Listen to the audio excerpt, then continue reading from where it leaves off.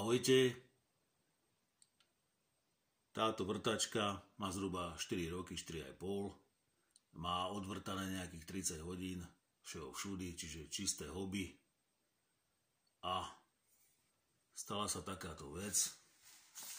Sa zohlo toto vreteno. Áno, sa pozrime, ako sa točí.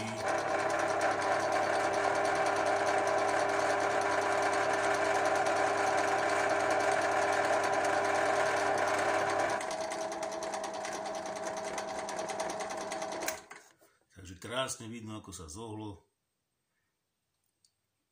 A pekne to vreteno je zohnuté aj z oskov a pekne sa točí takto krivo. Čiže takéto skúsenosti s touto vrtačkou. A ideme ďalej. Takže máme tam už aj vrták. A keď si to pustíme, tak to vyzerá takto.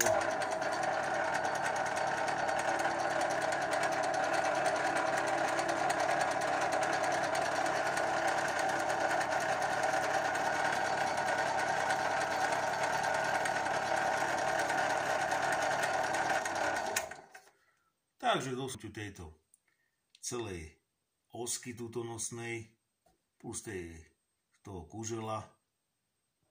Takže už to zrejme dovrtalo nejaké presné diery. Takže moja skúsenosť s touto vrtačkou je takáto. A je to veľmi slabý má. Dojde k takémuto posunutiu, zohnutiu tejto výsunej riadele tejto osky. A pekne hádže. Ako sa jej zapáči. Takže ďakujem všetkým za vašu pozornosť, za vaše odbery a lajky. Ahojte.